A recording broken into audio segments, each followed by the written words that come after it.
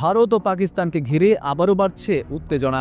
সীমান্তে সেনা প্রস্তুতি, কূটনৈতিক টানাপোড়েন আর হুমকি পাল্টা হুমকিতে শুধু দুই দেশ নয়, গোটা বিশ্বেই বাড়ছে দুশ্চিন্তা। ইতিহাসের কালো অধ্যায়গুলো যেন আবারও ফিরে আসছে।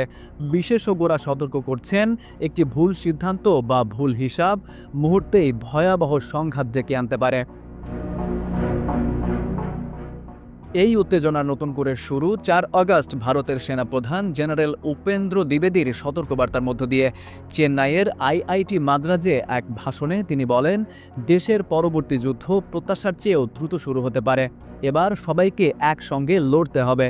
যদিও সরাসরি পাকিস্তানের নাম নেননি তিনি, কিন্তু জম্মু কাশ্মীরে সাম্প্রতিক সন্ত্রাসী হামলার পর তার বক্তব্যকে অনেকেই সীমান্ত পরিস্থিতির সঙ্গে যুক্ত করছেন। এরপরই ফ্লোরিডায় এক নৈশভোজে পাকিস্তানের সেনাপ্রধান ফিল্ড মার্শাল আসিম মুনির ভারতের বিরুদ্ধে সরাসরি পারমাণবিক হুমকি ছুড়ে দেন। তিনি বলেন, যদি পাকিস্তান অস্তিত্ব সংকটে পড়ে তাহলে বিশ্বের অর্ধেককে সঙ্গে নিয়েই ধ্বংস হবে ইসলামাবাদ।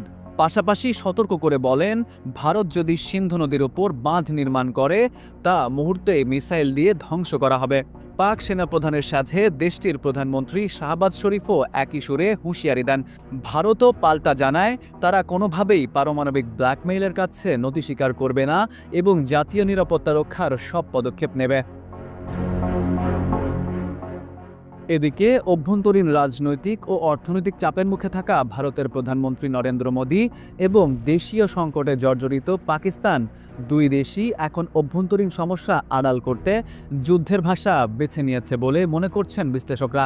কিন্তু এ অবস্থান শুধু উপমহাদেশকে নয়, পুরো বিশ্বকেই আতঙ্কিত করে তুলেছে। Farid U Ahmed, IBTV USA।